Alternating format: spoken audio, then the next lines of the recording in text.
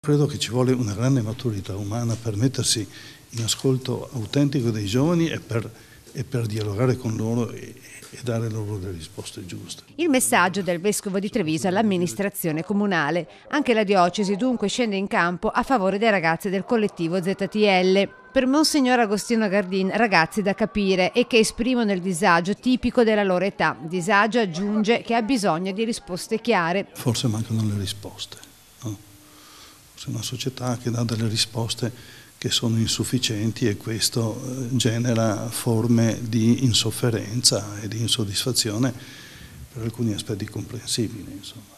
Diseducativo, immaturo e irresponsabile il comportamento di chi rifiuta ogni confronto, conclude il Vescovo. Bisogna aver, se posso dire così, raggiunto un certo livello di maturità, allora si è abilitati a compiere un'operazione che in fondo è quella educativa, chiamiamola, o diventa semplicemente insomma, cercare di liberarsi dal disagio che i giovani insoddisfatti creano.